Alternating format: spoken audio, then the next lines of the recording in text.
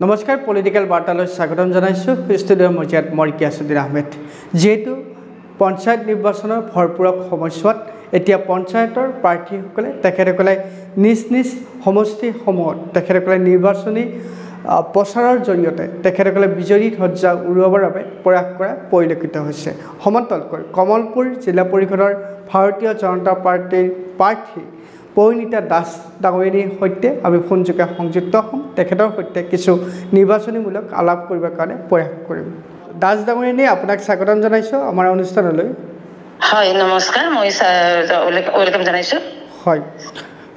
ডাঙৰীয়ানী যেহেতু আপুনি কমলপুৰ জিলা পৰিষদৰ ভাৰতীয় জনতা পাৰ্টিৰ আপুনি প্ৰাৰ্থীৰ ৰূপে প্ৰক্ষেপ কৰিছে আপোনাক দলে হয় ডাঙৰীয়ানী যেহেতু আপুনি নিৰ্বাচনত আপুনি অৱতীৰ্ণ হৈছে মোৰ প্ৰথমটি প্ৰশ্ন হৈছে যে আপোনাক ৰাইজে কিয় ভোট দিব বা ৰাইজে আপোনাক কিয় জয়ী কৰিব বুলি আপুনি নিজকে বিবেচিত কৰিব হয় মইতো মানে মোৰ দৃঢ় বিশ্বাস আছে মই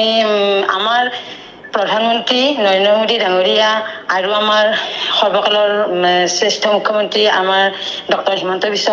শৰ্মা ডাঙৰীয়া দেৱে যিখিনি আঁচনি মানুহৰ মাজলৈ দাঙি ধৰিছে কালি মই মনোনয়ন পত্ৰ দাখিল কৰিলোঁ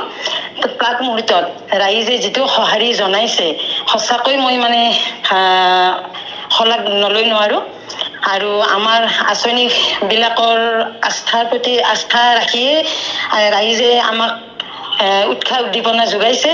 আৰু মোৰ দৃঢ় বিশ্বাস আগতে মই পঞ্চায়ত নিৰ্বাচন খেলিছিলোঁ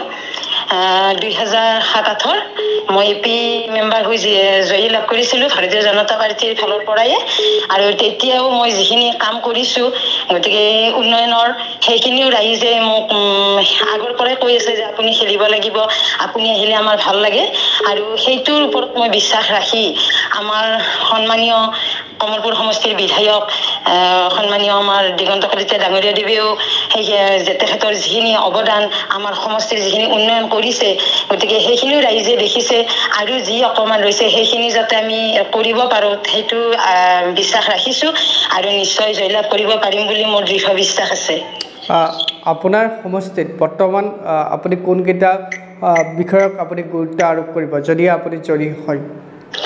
মই ধৰক এই ৰাস্তা ঘাট তাৰমানে মোৰ ব্যক্তিগততকৈও মই ৰাজহুৱা স্বাৰ্থত মই মানে বেছি হেৰি কৰিম বুলি ভাবিছোঁ আমাৰ যিখিনি সৰু সুৰা ৰাস্তা ঘাট আছে সেইখিনি যাতে আমি কৰিব পাৰোঁ সেইখিনি মই হেৰি কৰিম যদি আমাৰ মহিলাবিলাকৰ সবলীকৰণৰ কাৰণে আমাৰ চৰকাৰে বহুত প্ৰচেষ্টা চলাইছে গতিকে মহিলা সবলীকৰণৰ কাৰণেও গুৰুত্ব আৰোপ কৰিম বুলি ভাবিছোঁ আৰু হয় আপোনাৰ সমষ্টিত এতিয়াও বিশেষ ৰূপে জৰ্জৰিত সমস্যা কোনকেইটা সমস্যা আপুনি চিহ্নিত কৰিব সমস্যা তেনেকুৱা চকুত লগাকৈ নায়ে দেখোন মানে অকণমান ধৰক সৰু সৰু ৰাস্তা আছে সেইখিনিও আৰু এইবাৰতো এইবেলিও 15 ফাইনেন্স হওক বা MLLAD এইবিলাকতো অসম দৰ্শন আঁচনি তেনেকৈ গোটেইখিনি প্ৰায় সোমাইছে যিখিনি ৰৈ যায় নিশ্চয় আকৌ আমি কৰিবলৈ চেষ্টা কৰিম চৰকাৰখন আমাৰ আছেই যিহেতু বিধায়ক মহোদয় আছে সাংসদ মহোদয় আছে নিশ্চয় কৰিব পাৰিম বুলি মোৰ বিশ্বাস আপুনি এই মুহূৰ্তত আপোনাৰ সমষ্টিবাসী ৰাইজক আপুনি কি আশ্বাস প্ৰদান কৰিব আশ্বাস মানে এইটোৱে আৰু মই যে আমি কাম কৰিব পাৰিম ৰাইজৰ মৰম চেনেহ আশীৰ্বাদ বিচাৰিছোঁ নিশ্চয় যিখিনি আধৰুৱা আছে সেইখিনি কৰিবলৈ মই দৃঢ় প্ৰতিজ্ঞ ধন্যবাদ জ্ঞাপন কৰিছোঁ বাইদেউ আপুনি আমাক এইখিনি সময় প্ৰদান কৰাৰ বাবে বহু ব্যস্ততাৰ মাজতো নাই ধন্যবাদ আপোনালোকক আকৌ পিছত লগ পাম নিশ্চয় হয় নিশ্চয় হয় ধন্যবাদ এইদৰে পৰিণীতা দাস ডাঙৰীয়ানীয়ে তেখেতে উল্লেখ কৰিলে যে তেখেতক নিৰ্বাচনত কিয় ভোট প্ৰদান কৰিব ৰাইজে সেই সম্পৰ্কে তেখেতে উল্লেখ কৰিলে তেখেতক ৰাইজে কিয় জনসমৰ্থন প্ৰদান কৰিব এই সম্পৰ্কে তেখেতে যুক্তি দখলে সিদ্ধান্ত ৰাইজে সিদ্ধান্ত গ্ৰহণ কৰিব ৰাইজে যিহেতু নিৰ্বাচনত মূল ভূমিকা গ্ৰহণ কৰে গতিকে ৰাইজৰ সিদ্ধান্তৰ চূড়ান্ত সিদ্ধান্তৰূপে বিবেচিত হয় এই মুহূৰ্তত মই গিয়াছুদ্দিন আহমেদে পলিটিকেল বাৰ্তাৰ মজিয়াৰ পৰা বিদায় মাগিছোঁ ধন্যবাদ